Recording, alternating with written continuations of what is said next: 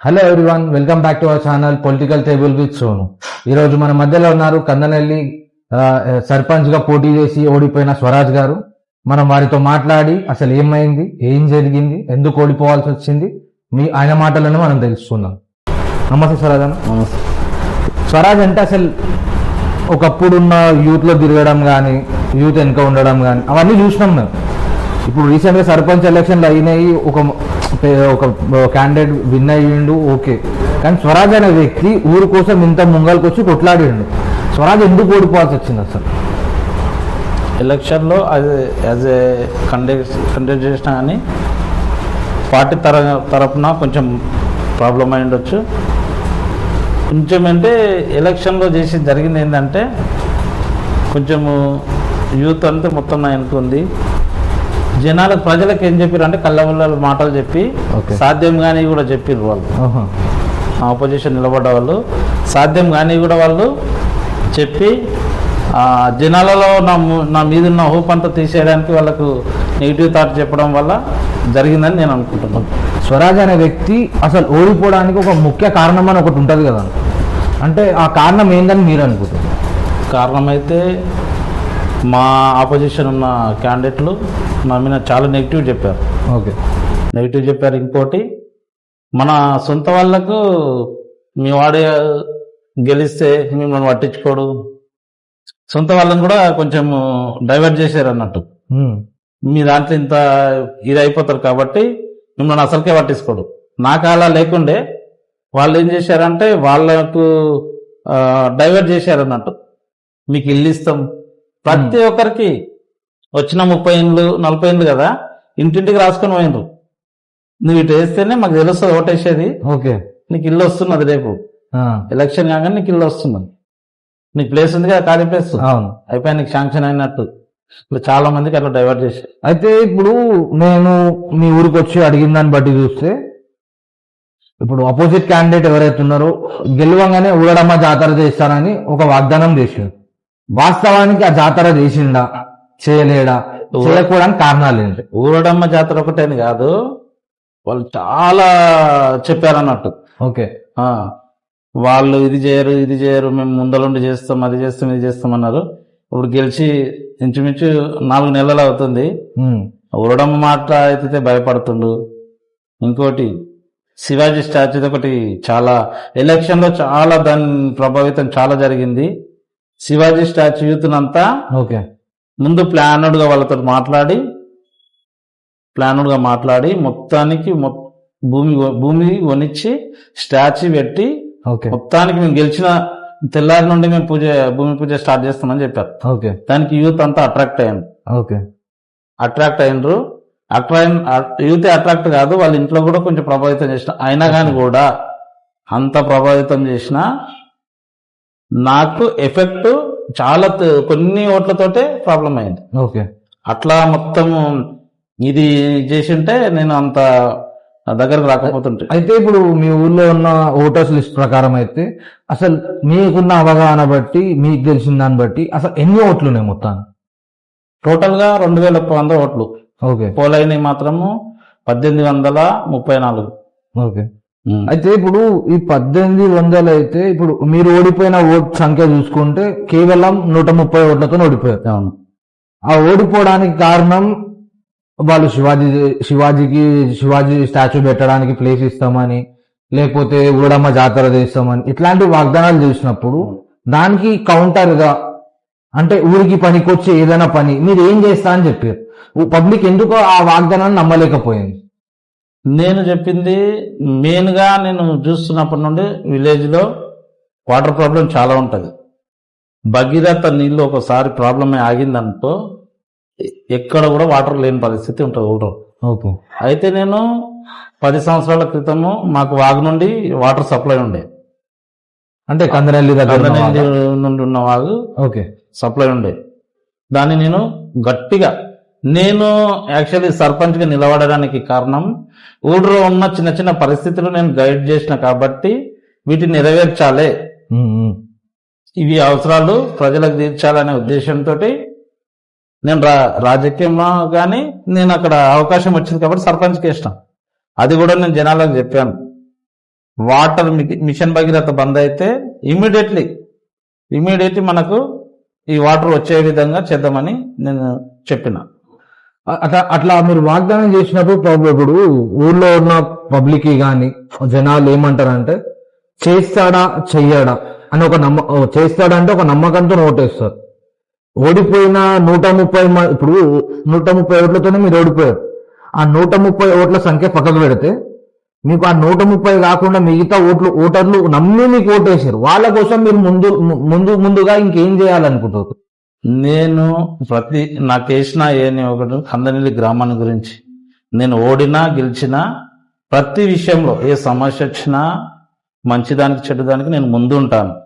ఇంకోటి చాలా మంది ఎలక్షన్ కి ముందు చాలా మన మీద ఏం చెప్పారంటే చాలా నెగిటివ్గా చెప్పారు. కానీ ఇప్పుడు జనాలు నమ్ముతున్నారు, అరే మేము నీ మీద ఇలా చెప్పారు, నేను ఇలా అనుకున్నాం, నువ్వు ఇలా ఉన్నావు అబ్బా, అరే మిస్ చేసుకున్నాం అనే పరిస్థితికి వచ్చింది. ఇంకోటి గ్రామంలో ఏదైతే నన్ను నమ్మి ఓటేశారో నా పైన ప్రచారం చేయడానికి ఎమ్మెల్యే 2 సార్లు, ఎమ్మెల్యే తమ్ముడు 2 సార్లు, కల్వ సుజాత ఒకసారి, మా ఊళ్ళో ఉన్న మెయిన్ నాయకులు ఇంటింటికి మనము కరపత్రాలు పంచుతుంది అలా తిరిగి ఇంటి దగ్గర 10 నిమిషాలు కూర్చొని ప్రచారం చేశారు. అంత ఇది చేశారు అన్నట్టు. అంటే దీన్ని బట్టి ఏంటంటే నేను జనాల్లో గెలిచాను. వాళ్ళ అధికార దుర్వినియోగం పాల్పడ్డారు కాబట్టి కొంతవరకు నాకు నష్టం జరిగింది తప్ప జనాల్లో మాత్రం నేను ఇప్పటికీ స్థానం అయితే పదిలంగా ఉంది. అయితే నాకు తెలిసిన దాన్ని బట్టి ఏంటంటే స్వరాజ్ అనే వ్యక్తి రాజకీయాల్లోకి రావడానికి కానీ ఆ పరిచయం చేయడం కానీ మీ అన్న వల్ల అని అందరూ అంటారు. దాని పట్ల మీరేం చెప్తారు? మా అన్న వల్ల అంటే మా అన్న సిద్ధాంతాలు వేరు, నా సిద్ధాంతాలు వేరు. గత ఎలక్షన్ లో మా అన్న వేరే పార్టీలో ఉన్నా, నేను వేరే పార్టీలో ఉన్నా. మా బ్యాక్ బోన్ అయితే మా అన్ననే. ధైర్యంలో రాజకీయంగా నువ్వు ఇలా ఉండి అలా ఉండని ఎవరు చెప్పరు, అది మన ఇష్ట ప్రకారం ఉంటది. కానీ సేవ చేయాలనే సంకల్పం మా ఫ్యామిలీకి మొత్తానికి ఉంటది. అందులో నేను ఒకరిని అనుకో, మా అన్ననే అనుకోరాదు. జనాలకు ఒకవేళ ఆలోచన వచ్చినా మా అన్ననే అనుకోండి. అయితే ఇప్పుడు మీ అన్నకి మీకు ఉన్న సాన్నిధ్యం ఎట్లుంటది?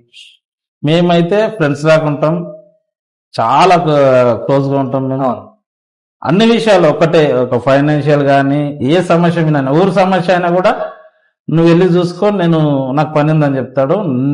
నాకు పని ఉంటే అన్న నువ్వు బలం సమస్య ఉంది వెళ్ళని చెప్తాడు. అంత సాహిత్యంగా ఉంటుంది. మా మధ్యలో కూడా ఇప్పటి కాదు ఎప్పటి నుండి అట్లనే ఉంటాం. అయితే ఇప్పుడు చూసుకున్నట్టయితే ఇప్పుడు మీ అన్న ఒక పార్టీలో మీరు ఒక పార్టీలో ఉన్నారు. ఇప్పుడైతే లేదు, ఒకప్పుడు. అయితే మీ ఇద్దరి మధ్యలో ఉండే ఇప్పుడు కొన్ని మిస్అండర్స్టాండింగ్స్ ఉంటాయి. అంటే నా పార్టీ అంటే నా సిద్ధాంతాలు ఇట్లుంటాయి, మీ అన్న పార్టీ అంటే ఇట్లా సిద్ధాంతాలు ఉంటాయి. ఎప్పుడన్నా మీ ఇద్దరి మధ్యలో వాగ్వాదాలు జరిగినాయా? జరగలేదు. ఓకే.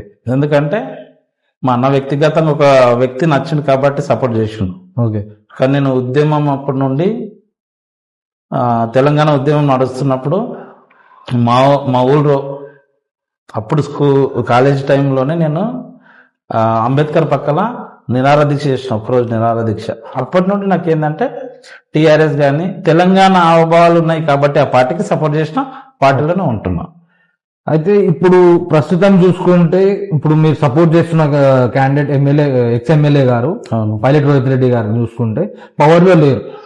అంటే ఇప్పుడు మీరు సపోర్ట్ చేస్తున్న క్యాండిడేట్ పవర్లో లేనప్పుడు మీకు ఆపోజిట్ పార్టీ నుంచి ఏమైనా ఒత్తిళ్లు రావడం కానీ లేకపోతే ఏదన్నా ప్రెషర్ రావడం కానీ అట్లాంటివి ఏమైనా జరిగినాయి? ప్రెషర్ అంటే మనం ఏదైనా అవినీతి చేస్తే ప్రెషర్ అవుతుంది. అవును. ఏదన్నా మనం ఎవరి మీద డామినేషన్ చేసి లంచాలు తీసుకుంటే ప్రెజర్ అవుతుంది. మనము కార్యకర్తకు ఏదన్నా ఇబ్బంది ఉన్నప్పుడు మనం దగ్గరుండి చూసుకుంటాం కదా. 3 అపోజిషన్ వాళ్ళు కూడా నాతో రెస్పెక్ట్గా ఉంటారు, భయపడి ఉంటారు అన్నిటికీ కూడా. ఎందుకంటే నేను నిజాయితీగా ఉంటా కాబట్టి. కొంతమందికి నచ్చకపోవచ్చు, చాలా మటుకు రాజకీయంలో నిజాయితీగా ఉంటే కొంచెం నిజాయితీగా ఉన్న వ్యక్తికే ప్రాబ్లం. కానీ అవన్నీ ఎదుర్కొని నేను నిలబడుతున్నాను. ఇప్పటి వరకు అయితే నాకు ఎలాంటి ప్రెషర్ కాలేదు. కాకపోతే డేర్గా ఎవరైతే చేయరు. ఓకే. నాకు ఎలక్షన్ మాత్రం బ్యాక్ చాలా మంది చేశారు, డేర్గా చేయలేదు. అయితే ఇప్పుడు రీసెంట్ గా చూసుకుంటే కందనెల్లి గ్రామంలో హై స్కూల్ ఉంది. ఆ స్కూల్కి వచ్చే పిల్లలు చాలా మంది చూసుకుంటే హాస్టల్లో ఉండి రావడము. ఆ హాస్టల్ ఉండే పిల్లలకి ఎట్లా ఉందంటే వాళ్ళ హాస్టల్ నుంచి స్కూల్ కి రావాలంటే కాలినడకనతోనే వస్తుంది చాలా మంది. అవును. నేను అబ్జర్వ్ చేసిన దాన్ని బట్టి చెప్తున్నానా.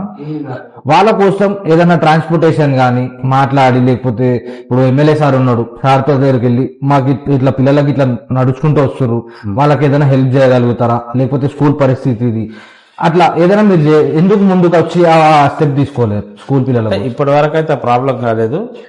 మ్యాక్సిమం మన ఎమ్మెల్యే క్యాంప్ ఆఫీస్ పక్కన ఉన్న హాస్టల్ నుండి వస్తారు చాలా మంది. కొంతమంది లిఫ్ట్ అడిగి రావడము, కొంతమంది మామూలుగా బస్సుకు వస్తున్నారు. అయితే ఇంకోటి అది కాలేదు ప్రాబ్లం, కానీ ప్రైమరీ స్కూల్ ఉంది. ప్రైమరీ స్కూల్కు పిల్లలు వెళ్తున్నారు, రోడ్డు పైన నుండి వెళ్తున్నారు. అది చాలా ప్రాబ్లం ఉంది. ఎట్లా అంటే వెనుక నుండి ఏమొస్తుంది తెలియదు, ముందు నుండి ఏమొస్తుంది. అవును. అంతకు ముందు ఒక మా ఊరు అబ్బాయి యాక్సిడెంట్లో చనిపోయిండు. అదొక ఆందోళన అయితే కలిగిస్తుంది మాకు. మేమైతే ఒకవేళ నేను సర్పంచ్ గెలిస్తే నేను రోడ్డు మీద కాకుండా సైడ్కి ఒక రోడ్డు నిర్మించాలనే ఆశ ఉండే. అది ఇప్పుడున్న సర్పంచ్కు నేను గట్టిగా వెనుకబడి చేపిస్తా. ఎందుకు అని అంటే అది హైవే రోడ్, లారీలు వస్తుంటాయి, బస్సులు వస్తుంటాయి. ఆ పిల్లలు నడుచుకుంటూ వెళ్ళేటప్పుడు పెద్ద పిల్లల కంటే ఒక అవగాహన ఉంటది, ఏదైనా వస్తున్నప్పుడు చూసుకొని వెళ్ళాలి లేకపోతే ఏంది అని. అదే చిన్నపిల్లలు కొందరికి అవగాహన లేకుండా ఇష్టం వచ్చినట్టు అటు ఇటు పరిగెత్తినప్పుడు వాళ్ళకి యాక్సిడెంట్ అయినప్పుడు అయిన తర్వాత రియాక్ట్ అయ్యే కంటే అవ్వకన్నా ముందే రియాక్ట్ అయ్యి వాళ్ళ కోసం ఏదన్నా ఒకటి చేస్తే మంచిదని నేను నా సైడ్ నుంచి మీకు అప్లికేషన్ అనేది పెడుతున్నా. అవును. నేను ఇప్పుడున్న అధికారులతోటి అందరితో మాట్లాడి, మేము ఇంతకుముందు గత బీఆర్ఎస్ సర్పంచ్ మోహన్ రెడ్డి గారు ఉన్నప్పుడు కూడా కొంత వరకు దాన్ని గురించి చేశారు. ఇప్పుడు కూడా పూర్తిగా కొంచెం అక్కడ ఉన్న రోడ్డు పక్కన ఉన్న ఖాళీ స్థలానికి కొంచెం అంత నీట్గా చేసి దాన్ని మొరం వేయిస్తే ఒక 2-3 రోజులు మనం పిల్లలకి రోడ్ ఎక్కకుండా ఇక్కడ నడువుంటారా అంటే ఆ ప్రాబ్లం సాల్వ్ అయిపోతుంది. దాని గురించి నేను అయితే ఇప్పుడు మనం చూసుకుంటే కందనేని గ్రామంలో 2000 చిల్లర ఓట్లు ఉన్నాయి.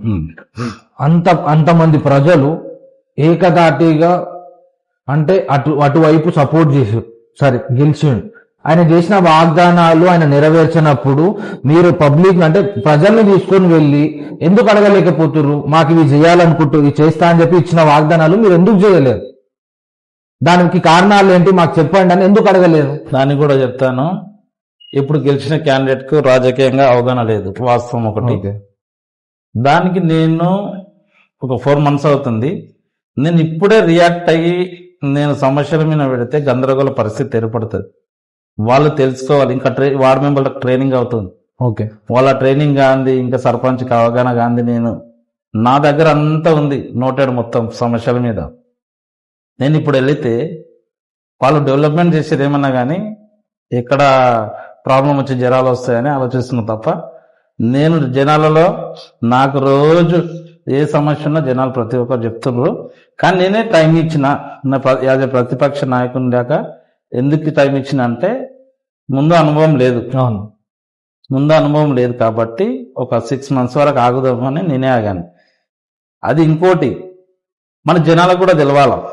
మనం ముందే ఇప్పుడు పెడితే టైం కూడా వెళ్ళాడు అనేది ఒకటి మనకి ఇదైతే కాబట్టి నేను ఆగిన. కానీ 5 సంవత్సరాల వరకు నిద్రపోనిచ్చే పరిస్థితి అయితే లేదు.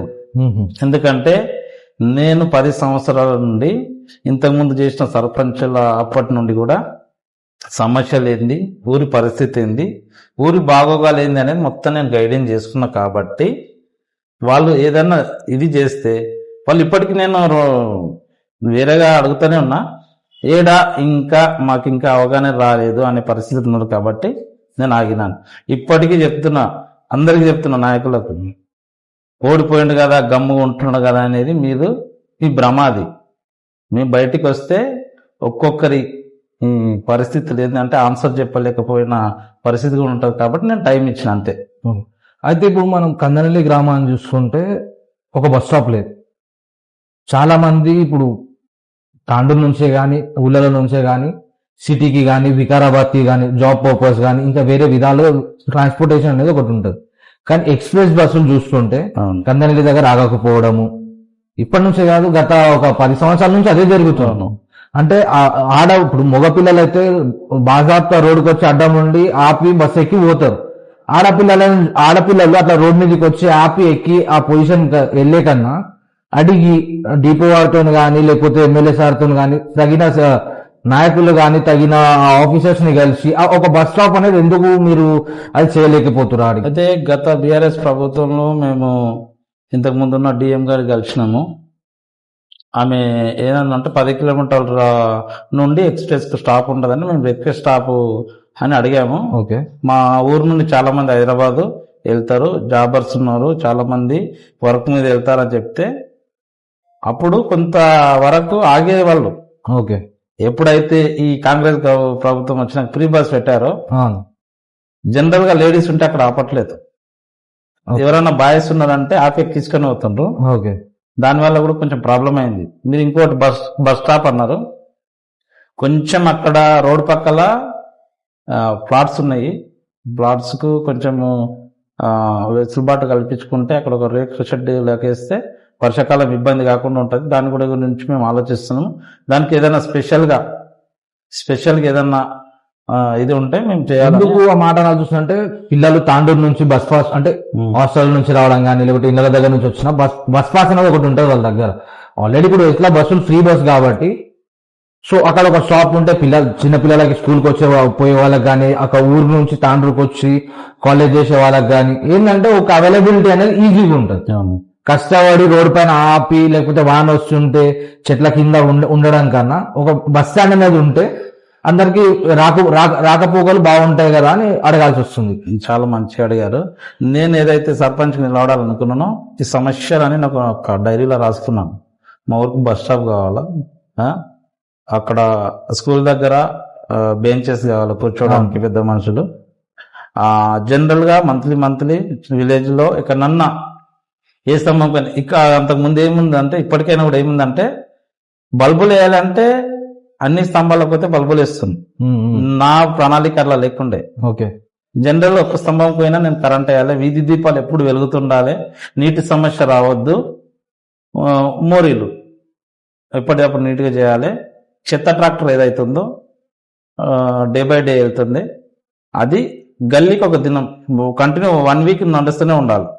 అట్లా నేను ప్రణాళిక సిద్ధం చేసుకున్నట్టు కొంచెం అది ఇదే అయింది. కాబట్టి నేను ఇప్పటికైనా కూడా ఉన్న సర్పంచ్ కానీ అధికారులకు కానీ దాన్ని చెప్తాను. నేను ఇంకోటి 11th రిజల్ట్ వచ్చినాయి, 12th రోజు నేను ఓడిపోయిన క్యాండిడేట్ కానీ 40 ఏళ్ళ చరిత్రలో ఎవరు చేయలేడు. నేను నా టీం వచ్చి గెలిచిన సర్పంచ్కి సన్మానం చేసి వార్డు మెంబర్కి సన్మానం చేసి ఏం చెప్పినంటే కూడా సమస్య ఉంది, మెయిన్ నీటి సమస్య ఉంది, అది తీర్చాలి కంపల్సరీ అని చెప్పిన. ఎందుకంటే నేను 12th రోజు సన్మానం చేసి చెప్పినంటే నాకు అవగాహన ఉంది కాబట్టి చెప్పిన. ఊరి కోసం నేను రాజకీయాలు చేయొద్దు అనుకున్నా. ఒకవేళ మిస్టేక్ చేసిన మాత్రం వాళ్ళని నిద్రపోనిచ్చే పరిస్థితి అయితే లేదు. ఓకే. ఇప్పుడు చూసుకుంటే గత ప్రభుత్వంలో టీఆర్ఎస్ ఉండే, మీరు అదే పార్టీకి సపోర్ట్ చేస్తారు. ఇవే పనులు అప్పుడు ఎందుకు చేయలేకపోయాయి? అప్పుడు భగీరథ వాటర్ కంటిన్యూ వచ్చేది. వాస్తవంగా నువ్వు ప్రజలకు అడిగిన అంతే ఉంటుంది. బీఆర్ఎస్ ప్రభుత్వం గవర్నమెంట్లో ఉన్నప్పుడు వాటర్ ప్రాబ్లం లేదు. ఎప్పుడైతే కాంగ్రెస్ ప్రభుత్వం వచ్చిందో చాలామంది మిషన్ భగీరథ అంటారు, కేసీఆర్ వాటర్ అంటారు.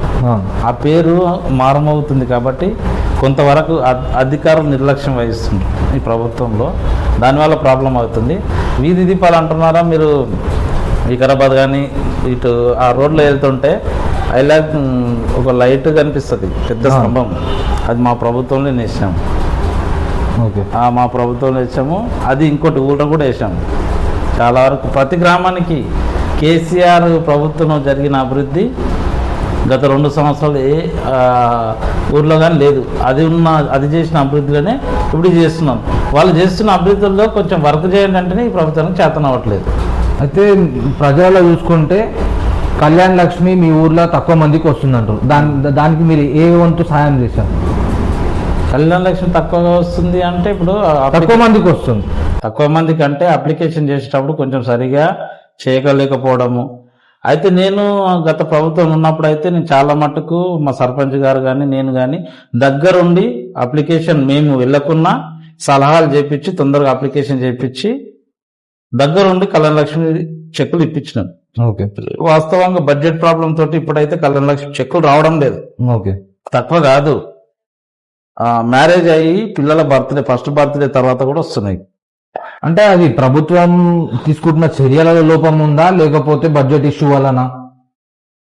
అధికారులు నిర్లక్ష్యం వహిస్తుండ్రు. మేము గత ప్రభుత్వం ఏంటంటే కళ్యాణ లక్ష్మి అప్లై చేయగానే మేము అధికారికి ఫోన్ చేసేది, దాని పంచనామాకు రావట్లేదు ఏంది, ఇన్ని నెల అవుతుంది 2 నెలలు అవుతుంది అని. ఇప్పుడు పట్టించుకునే నాదుడు లేడు, అధికారులకు భయం అనేది లేదు. ఇంకోటి ప్రభుత్వం దగ్గర బడ్జెట్ ఉంటే ఇమ్మీడియట్లీ రైతు బంధు పడుతుండే, కళ్యాణ లక్ష్మి చెక్కులు పడుతుండే, కేసీఆర్ పెట్టిన పథకాలన్నీ అమలు చేస్తుండ్రు. ఓకే, వాళ్ళు అమలు చేయలేదు, పథకాల మీద లేదు వాళ్ళకి. ఇప్పుడు ఓకే, వాళ్ళ పని వేరే దాని మీద కాంట్రాక్టులు జేబులు నింపుకోవడం తప్ప పేదల మీద ఏమి చేసే పరిస్థితి లేదు. అయితే స్వరాజ్ అనే వ్యక్తి అసలు ఏం చదువుకోండు? నేను డిగ్రీ బిఏ టీపీపీ. ఓకే, అయితే స్వరాజ్ అనే వ్యక్తి చదువు బాగానే ఉంది, మరి జాబ్ కానీ అట్లాంటివి ట్రై చేయకుండా సేవనే చేయాలన్న భావం ఎందుకు వచ్చింది? నాకు నేను స్కూల్లో చదువుకున్నప్పటి నుండి నాకు ఒక అది ఉంటుండే, ఏదంటే ఉంటుందిగా చాలా మందికి లీడర్షిప్ లక్షణాలు, దాన్ని నేను సేవగా ఎంచుకొని ప్రజలకు, నేను పొలిటికల్గా ఈ సర్పంచ్కి ఎన్నిక కాకుండా ముందే నాకు ప్రజాసేవ చేయడం ఇష్టం. ఎవరు ఆపదలు ఉన్నా ఏ అర్ధరాత్రి అయినా నేను వాళ్ళ ఇంటికి పోయి ఏ సమస్య ఉన్నా నేను తీర్చిన. చాలా మంది కూడా తెలుసు. ఇప్పుడు సర్పంచ్ ఓడిపోవడం వల్ల నేను సేవా కార్యక్రమాలు ఆపుతానేది అయితే కాదు, కంటిన్యూ ఉంటుంది. అది మన బ్లడ్ లోనే ఉంది కాబట్టి కంటిన్యూ చేస్తుంటాం. ఇదే చూసుకుంటే ఒకప్పుడు నాకు ఒక సమస్య ఉండే, ఆ టైంలో ముందు ఉన్నది మీరే. నేను అందరి ముందు చెప్పడానికి నాకు నామూషి అస్సలు లేదు, అందరికంటే ముందు మీరే ఉన్నారు నాకు. సో అట్లాంటి సిచ్యువేషన్ లో ఇంతమందికి మీరు ముందునే నడిపించారు కదా, కానీ యూత్ వచ్చే వరకు ఎందుకు నమ్మలేదు మిమ్మల్ని? యూత్ కంటే కొంచెం ఏమైంది చెప్పినా కదా, శివాజీ ప్రాబ్లం ఏంది. శివాజీ ప్రాబ్లం వల్ల వాళ్ళు చేసిన కుట్రకు యూత్ బలైంది. యూత్ ఎవరు కూడా నా మీద నెగిటివ్ లేదు, నాకు కూడా వాళ్ళ మీద నెగిటివ్ లేదు, కానీ మోసపూరితమైన మాటలు నమ్మి మోసపోయినరు. యూత్ మోసపోయిన వాళ్ళని కూడా నేను రిజల్ట్ వచ్చినాక ఓడిపోయినాక కూడా నేను కూర్చొని వాళ్ళతో మాట్లాడి, మీరు ఈ పని చేస్తుంటే ఇది కరెక్ట్ కాదు, ఇది చేయండి అని చెప్పిన సలహాలతోటి వీళ్ళు ముందుకు వెళ్తున్నారు. అయితే ఇప్పుడు శివాజీ స్టాచ్యూ గాని ఆ ప్లేస్ గాని ఇస్తాను, అసలు దాని పనులు ఎంతవరకు వచ్చినాయి? దాని పనులు అయితే గెలిచిన తర్వాత సర్పంచ్ తమ్ముడు, సర్పంచ్ అంటే మా ఊర్లో లేడీ, సర్పంచ్ వాళ్ళ మరిది, సర్పంచ్ వాళ్ళ భర్త వాగ్దానాలు ఇచ్చి కొంచెము గెలిచిన తర్వాత చేతులు ఎత్తేయాలని చూశారు. కానీ ప్రతిపక్షంలో ఉన్న నేను యూత్కి ఎక్స్ప్లెయిన్ చేసి అట్లా ఉండదు, నేను ఇప్పటికి కూడా చెప్పిన, నేను ఓడిపోయినా కదా, మేము ఎలక్షన్ కుంటున్న ముందు వాగ్దానం చేయలేమని చెప్పమానండి. నేను ఏదైతే చెప్పినానో 110 గజాలు నాది, నా ఓన్ ప్లేస్ ఉంటుంది, అది స్టాచ్యూ కోసం ఇస్తా అని చెప్పిన. అది ఇస్తా అని చెప్పే వరకు భయపడి యూత్ అదే చెప్పారంట. ఓడిపోయిన క్యాండిడేట్ కూడా మీరు ఒకవేళ వాగ్దానం చేయలేమని చెప్పండి, ఇప్పటికి కూడా ఇస్తా అంటున్నాడు అనే వరకు మేము ఇంకా గెలిచి కూడా ఇది మేము వాగ్దానాలు చేసినాం కానీ ఆయన భయంతో ఇప్పుడు ముందుకు వచ్చాడంట. ఇంకా నాకు క్లియర్ గా తెలియదు, వచ్చాడంటున్నారు. కానీ శివాజీ యూత్ అనే వాళ్ళకు మోసపోయినామని ఇప్పుడు మాత్రం అర్థమైంది. ఇప్పుడు ఆ 110 గజాలు అనేది రోడ్ సైడ్ ఉన్న బిట్ట? అవును, మెయిన్ రోడ్కున్న బిట్ట నేను ఇస్తాను చెప్పాను. అది మీ పొలం పక్క. అంత మంచి బిట్ ని మీరు ఇవ్వడానికి ముందుకు వస్తున్నప్పుడు మరి ఇప్పుడు సర్పంచ్ గారు కానీ వాళ్ళ భర్త షాడోగా పనిచేస్తున్నారు సర్పంచ్, వాళ్ళు ఎందుకు ముందు చర్య వచ్చి ఆ పనులని కంప్లీట్ చేస్తలేరు?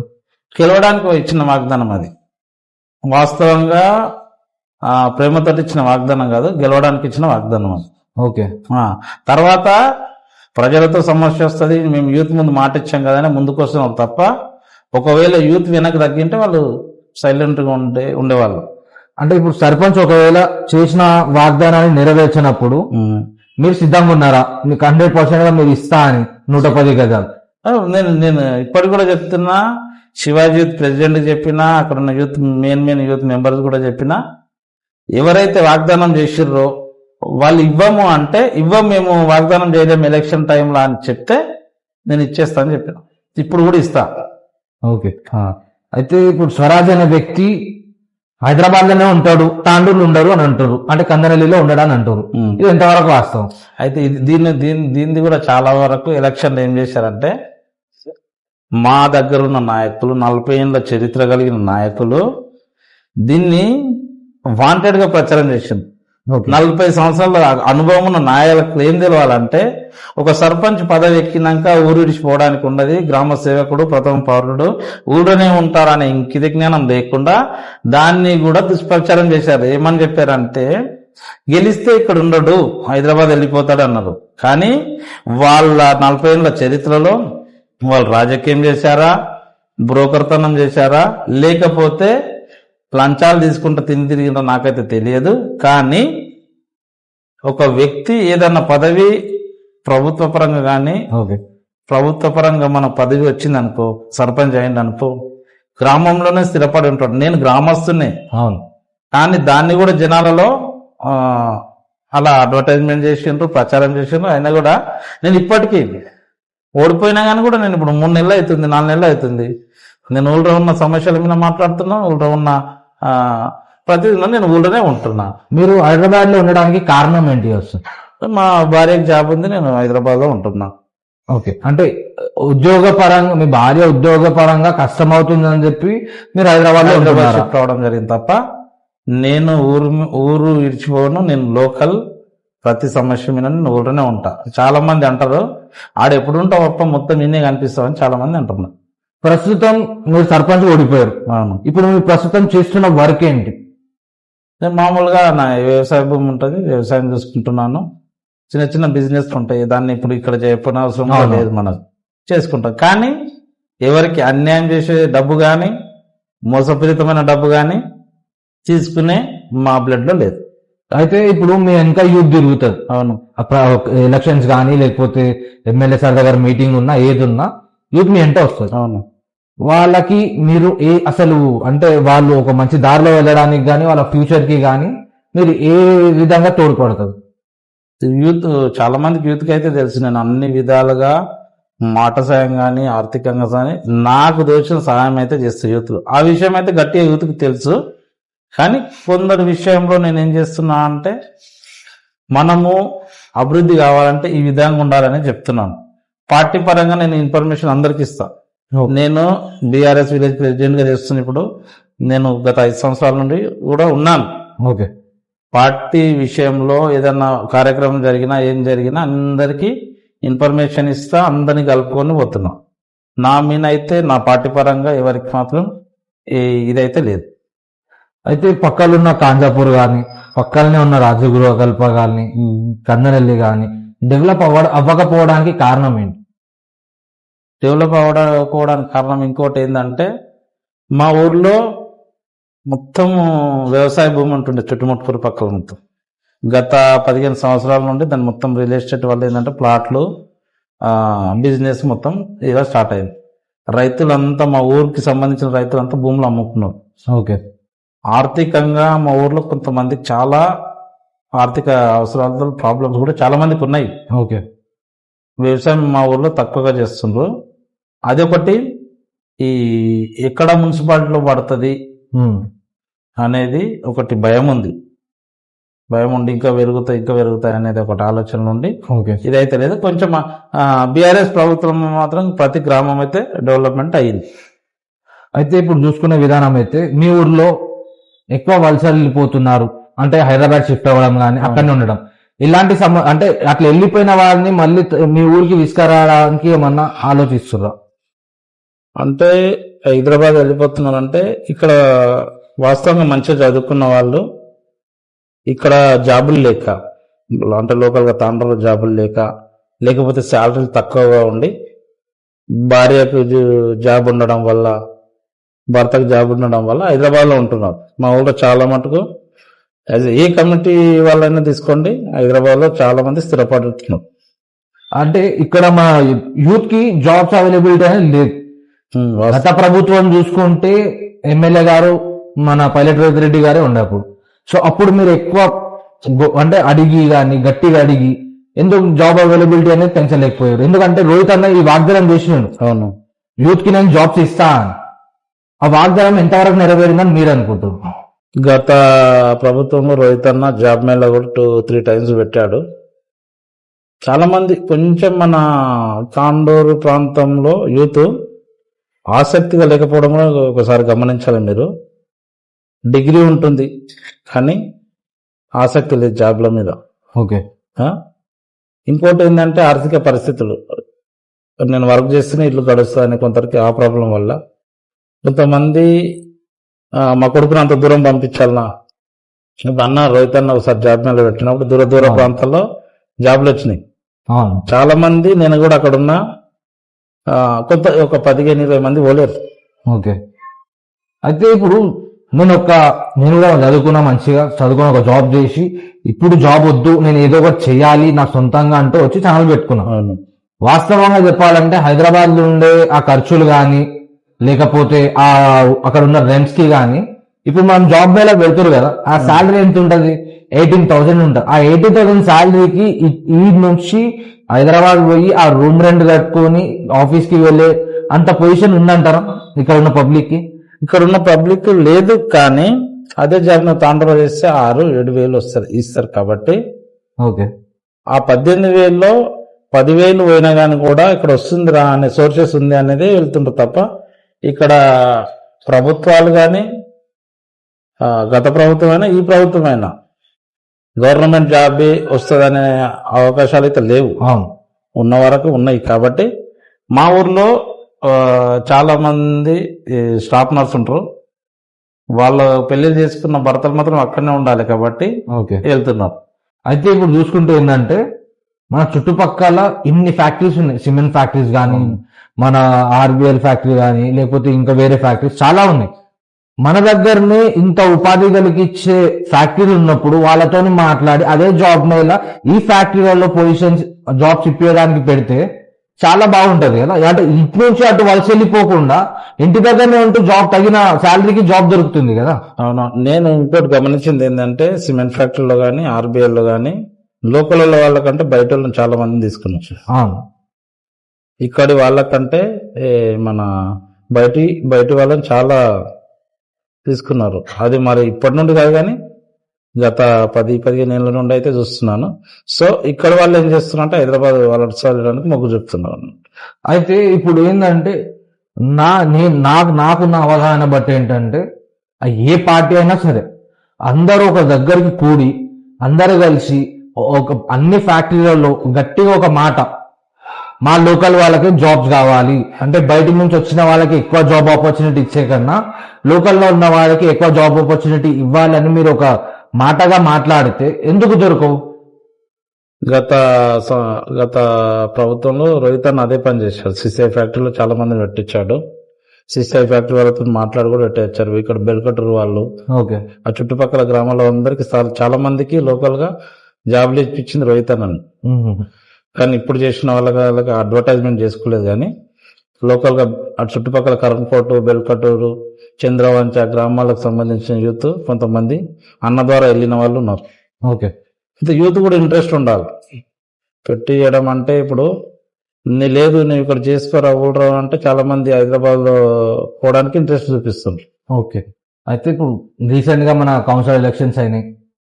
ఆ ఎలక్షన్స్ లో కౌంటింగ్ రోజు చిన్న గొడవ అయింది. అది చాలా పెద్దగా అయిపోయిన తర్వాత దాంట్లో మన ఎక్స్ఎమ్మెల్యే పైలట్ రోహిత్ రెడ్డి గారి తప్పు ఉందా, లేకపోతే పోలీస్ వ్యవస్థ వారే తప్ప, లేకపోతే దాని పరిస్థితి ఏంటి అసలు? అయితే గత మున్సిపల్ ఎలక్షన్ లో 13 వార్డులో కూడా నేను కూడా ప్రచారం చేసిన. కౌన్సిలర్ సురేష్ గెలిచిండు మా పార్టీ నుండి. మేము గత 15 రోజుల నుండి లోకల్లోనే ఉన్నాము. పరిస్థితులన్నీ చూసినాం. ప్రతి వార్డులో ప్రభుత్వము కాంగ్రెస్ ప్రభుత్వం ఉంది కాబట్టి అధికార దుర్వినియోగానికి పాల్పడింది. బీఆర్ఎస్ వాళ్ళు ప్రచారంలో డిస్టర్బెన్స్ చేశారు, మిగతా వాటిలో డిస్టర్బెన్స్ చేశారు. అయితే తాండూరు నియోజకవర్గంలో మున్సిపాలిటీ ఎలక్షన్ జరిగిన తర్వాత రిజల్ట్ రోజు మధ్యాహ్నం 3-4 గంటల వరకు బాగానే ఉంది. కానీ కౌంటింగ్ పూర్తి కాకుండా ఇంకా 5 వార్డుల కౌంటింగ్ జరుగుతుంటే అధికార పార్టీ ఎమ్మెల్యే గారు లోపలికి వెళ్ళారు. కౌంటింగ్ పూర్తి అయిన తర్వాత వెళ్ళింటే ఏ సమస్య రాకపోవు. అధికార పార్టీ ఎమ్మెల్యే ఆయన గ్రూప్ తోటి లోపలికి వెళ్ళాడు కాబట్టి దాన్ని మా మాజీ ఎమ్మెల్యే గారు దాన్ని అడగడం జరిగింది. ఎవరికి? పోలీసు వాళ్ళకి. ఓకే. మీరు అలా ఇలా ఒప్పుకుంటారు, కౌంటింగ్ పూర్తి కాలేదు కదా, ఎట్లా పంపిస్తారు, మమ్మల్ని కూడా పంపిండి అనే దానికి గొడవ జరిగింది. తప్పులు ప్రజలందరూ గమనిస్తున్నారు, కానీ అధికారం ఎవరిది ఉంటే వాళ్ళు నడిపించుకుంటారు కాబట్టి దాన్ని కేసు ఫైల్ చేసి రోహిత్ అన్నని ఇబ్బంది పెట్టారు. అంటే వీడియో అంటే వీడియో విజువల్స్ చూసిన ప్రకారం అయితే రోహిత్ అన్న చెయ్యి ఇట్లా అనడం వల్లనే ఆ ఇష్యూ అనేది స్టార్ట్ అయిందని అందరూ అనుకుంటారు. దాని పట్ల మీరేమంటారు? అంటే అది కావాలని అయ్యిందా లేకపోతే అనుకోకుండా జరిగిందా? అనుకోకుండా జరిగిన సంఘటన. ఇంకోటి, రోహిత్ అన్న చెయ్యి అన్నాడు అంటే ఎమ్మెల్యే లోపలికి పంపించకుండా ఉంటే మీరు ఎలక్షన్ చేసిన వాళ్ళు, అధికారులు కానీ పోలీస్ వ్యవస్థ కానీ సక్రమంగా వాళ్ళ విధులు నిర్వహించి ఇద్దరిని ఈక్వల్ గా, అధికారం ఉన్న వాళ్ళను అపోజిషన్ ఉన్న వాళ్ళను ఈక్వల్ గా చూసింటే ఉన్నది. వాళ్ళ అధికార పార్టీకి సపోర్ట్ చేస్తున్నట్టుగా అనిపించింది, అక్కడ అందరూ చూస్తున్నారు. ఓకే. ఎమ్మెల్యే లోపల పంపించి గేట్ అడ్డం పెట్టి రోహిత్ అన్న ఆపేసారు. అది విజువల్ కనబడట్లేదా మీకు? చేయొకటే కనిపిస్తుంది కదా మీకు. విజువల్ లో ఎమ్మెల్యే లోపలికి పోయిన తర్వాత నన్ను కూడా పంపిండి అన్నప్పుడు గేట్లు బంద్ చేసి రోహిత్ అన్న దొబ్బుతుండ్రు. మరి ఆ విజువల్ లో చూపించారు, ఎవరు చెప్పారు? అంటే అది ఆ విజువల్ వరకే హైలైటెడ్ అయింది కదా. అవును, మరి ఇప్పుడు అధికార పార్టీ కాబట్టి అదే హైలైట్ చేస్తేనే మరి కేసు బుక్ అవుతుంది. ఓకే. లోపలికి పోయిన దాని మీద కేసు కాదు, మరి ఎలక్షన్ కమిషన్ ఉంది కదా, మరి అది తప్పు కదా, మీరు అట్లా ఎమ్మెల్యే గారు మీరు అది తప్పని నువ్వు ఏది ప్రెస్ మీట్ పెట్టపోయి ఏ పోలీస్ వాళ్ళు చెప్పపోయి. అందుకే ఏమంటున్నా అంటే వీళ్ళు ప్రజాపాలన ప్రజాసేవ చేస్తలేరు. ఓకే. అధికారులను చేత పట్టుకొని ఎవరు ఇప్పుడు నా ఇంటర్వ్యూ కూడా చూస్తే నాకు కూడా ఫోన్లు చేస్తారు. ఓకే. ఎమ్మెల్యే తప్ప అంటున్నాయి అంటారు అట్లా. అయితే ఇప్పుడు చూసుకుంటే ఏంటంటే ప్రస్తుతం ఉన్న ఎమ్మెల్యే గారు మన ఎక్స్ ఎమ్మెల్యే గారిని కంపారిజన్ చేస్తే ఒకప్పుడు రోహిత్ అన్నని కలవాలంటే ఒక 4-5 కలిస్తే అప్పుడు రోహిత్ అన్నని కలిసే ఛాన్స్ దొరుకుతుంది. ఇప్పుడున్న ప్రస్తుతం ఎమ్మెల్యే గారిని చూస్తే ఎనీ టైం క్యాంప్ ఆఫీస్ పోతే కలుస్తాడు. ప్రాబ్లం ఏ సమస్య చెప్పుకునే అవైలబిలిటీ ఉంది. అప్పటికి ఇప్పటికి ఉన్న డిఫరెన్స్ ఏంటంటారు? చాలా మందికి అది మరి ఎవరో కానీ అందట్లో ఇప్పుడు 40 ఏళ్ళ చరిత్ర ఉన్న ఎమ్మెల్యేలు వేరు, రోహిత్ అన్న వేరు. చాలా మంది అన్నారు రోహిత్ అన్న ఇంత ఫ్రీగా ఉంటాడు, అందరిని కలుపుకొని అవుతాడు. ఊళ్ళరా ఇద్దరు నాయకులకు పడకపోయినా కానీ ఎవరు ఎట్లా చూడాలని అట్లా చూసిన నాయకుడు రోహిత్ రెడ్డి. కానీ నలుగురిని కలవాలి తర్వాత రోహిత్ అన్నని కలవాలన్నది మాత్రం ఖర్చు అబద్ధం. ఓకే. ఎందుకంటే ఆయన లోకల్ ప్రేమ అలాగుంటది, బయటకు వాళ్ళకున్న ప్రేమ అలాగుంటది. ఇప్పుడు నువ్వు నీ ప్రేమ కందనీళ్ళ మీద ఉండాలంటుంటదా? నేను లోకల్ కాబట్టి నా ఊరు నాది అనేది ప్రేమ ఉంటది. ఎంతవరకు నువ్వు అది కందనీళ్ళ మీద అధికారి అయినా నీ అధికారం ఉన్నంత వరకే చూసుకుంటావు, తర్వాత ప్రేమ ఎందుకు ఉంటది? అట్లా లోకల్ వాళ్ళని ప్రతి ఒక్కరిని రిసీవ్ చేసుకున్న దాంట్లో రోహిత్ అన్న ఫస్ట్ ప్లేస్. ఓకే. నేను ఇప్పుడున్న మనోహర్ రెడ్డి చూసుకుంటలేడా అనేది నేను వాళ్ళకే వదిలేస్తున్నా. ఇప్పుడు రోహిత్ అన్న దగ్గరికి పోయింది ఎవరు? బీఆర్ఎస్ పార్టీ వాళ్ళు, ప్రజల సమస్యలు ఉన్నవాళ్ళు. మనోహర్ రెడ్డి దగ్గరికి ఎవరు పోతుండ్రు? వాళ్ళ పార్టీ వాళ్ళు, సమస్యలు ఉన్నవాళ్ళు. మరి ఎవరు రానివ్వకుండా ఉంటారు? ఎవరిని ఆపేస్తారు? అదైతే అపో. అట్లా ఇంకోటి ఇక యంగ్ లీడర్ మీద చాలా ఇది చేస్తారు, ఎందుకంటే డైరెక్ట్ ఎదుర్కోలేక. చాలా మటుకు ఏమంటారు తెలుసా, రోహిత్ అన్న ఓడిపోవడానికి కారణము రోహిత్ అన్న ఇక్కడ ఏదో మైనస్ అనుకుంటారు, కానీ కళ్ళబుల్లాలు మాటలు చెప్పారు కాంగ్రెస్ వాళ్ళు 6 గ్యారెంటీలు నవ్వని, దానికి మోసపోయి ఓటేసారు తప్ప రోహిత్ అన్న 2-3 ఏళ్ళు కరోనా పోయినా 2 ఏళ్ళనే తాండ్రుని అభివృద్ధి చేసి చూపించాడు. అదైతే వాస్తవం. అది మర్చిపోతారు, అది చెప్పారు. అప్పటికున్న రోడ్లకి ఇప్పుడున్న రోడ్లకి, ఒకప్పుడున్న పొల్యూషన్ కి ఇప్పుడున్న పొల్యూషన్ కి చాలా డిఫరెన్స్. అయితే నేనేమంటున్నా, రోహిత్ అన్న తెచ్చిన ప్రొసీజింగ్లతోటే పేర్లు మార్చి వర్క్ చేస్తున్నాను నేను అంటా. ఇది 100% కరెక్ట్. ఓకే. గత 2 సంవత్సరాల నుండి తాండూరు మున్సిపాలిటీని పట్టించుకోకుండా ఎలక్షన్ మూమెంట్ లో గల్లికి రోడ్ వేశారు. అది ఎంతవరకు కరెక్ట్? 2 సంవత్సరాల నుండి మరి ఆలోచన రాలేదా? నెల ముందు 15 రోజుల ముందు నేనైతే మా 13 వాళ్ళలో నేను తిరిగినప్పుడు అది నీరు కూడా ఆరలేదు, కానీ ఎలక్షన్ కి దాని రోడ్డు మీదకి వచ్చాను ఓటు వేయడానికి. అంత అవసరం ఏముండే? ఓటింగ్ వేయడానికి ఒక రోడ్డు, ఎలక్షన్ కి కొద్ది రోజు ముంగల్ని రోడ్డు, అదే రోడ్డు మీద వచ్చి ఓటేసాను. అట్లా ఎందుకు? అట్లా మోసపోతే ఇంకో 2 ఏళ్ళే, మీది నడిచేది 2 ఏళ్ళే కాబట్టి అందరూ ఎవరైనా గమనించవలసింది ఏంటంటే, ఈ పని అయిపోయింది, 6 గ్యారెంటీల పని అయిపోయింది, కాంగ్రెస్ పని అయిపోయింది కాబట్టి 2 సంవత్సరాలు మేము ఓపిక పడతాం. ఓపిక పడతాము. ఇంకోటి ప్రజా సమస్యల మీద ఏ రాత్రి అయినా మేము కొట్లాడతాం. అయితే ఇప్పుడు చూసుకుంటే కందరంజన గ్రామంలో స్వరాజ్ అనే వ్యక్తి సర్పంచ్గా ఓడిపోయాడు. అవును. ఇప్పుడు స్వరాజ్ రాజకీయం ఇంతటితో ముగుస్తుందా? నేను అడుగు పెట్టింది మొదటిది. నేను రాజకీయంగా దిగిన కాబట్టి ముగిసేది లేదు అది. ఓకే. నేను అధికారం ఉంటేనే, పదవి ఉంటేనే రాజకీయం కాదు. ప్రజాసేవలో అధికారంలో లేకపోయినా ప్రజా సమస్యల మీద నిలబడేటోడు రాజకీయ నాయకుడు అవుతాడు. అది వదులుకునే ప్రసక్తి మాత్రం లేదు. రాజకీయంగా ఉంటా, రాజకీయ నాయకునిగా పేరు సంపాదిస్తున్నాను. ఇది ఏదో ఒక రోజు నేను కన్ననెల్లికి సేవ చేసే ఇదైతే వస్తుంది నాకు. ఓకే అన్న, ఇంతటితో ఇంటర్వ్యూ ముగిద్దామన్నా. ఇప్పటి వరకు మీరు చెప్పిన మాటలు కానీ, మీరు చెప్పిన కొన్ని, అంటే మీకు ఎలాంటి సమస్యలు వచ్చినాయి, ఎలక్షన్ లో ఎందుకు ఓడిపోయేవాల్సి వచ్చింది, ముందు జరగాల్సిన పనులు ఏంటివి, ఇవన్నీ దృష్టిలో పెట్టుకొని మీరు ఒక ప్రణాళికను తయారు చేసుకోవచ్చు. ఆ ప్రణాళిక జరగాలని మేము మనస్ఫూర్తిగా కోరుకుంటూ కందరెల్లి గ్రామస్తులకు కూడా చెప్తున్నాం. మీకు ఎటువంటి సహాయం కావాలన్నా, ఒకవేళ ఏదన్నా పని జరగకపోయినా స్వరాజ్ అనే వ్యక్తి మాట ఇచ్చాడు, నేను చేస్తాను, నేను ముందంజలో ఉంటానని మీరు కాంటాక్ట్ అవ్వండి. మీకు ప్రతి సెకండ్ మీతో ఉండి పోరాడి మీకు ఏది కావాలో అది దక్కేలా చేస్తాను. ఓకే అన్న, నమస్తే. థ్యాంక్స్.